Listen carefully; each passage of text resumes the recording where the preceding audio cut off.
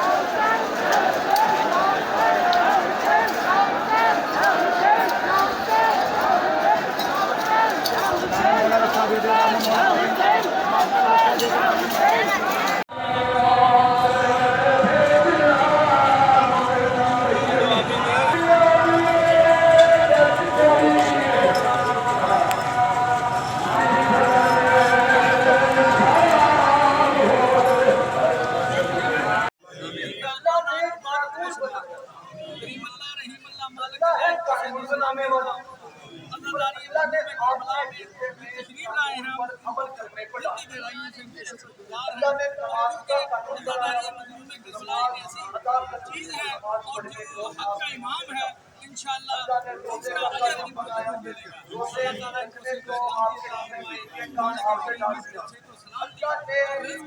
ताला को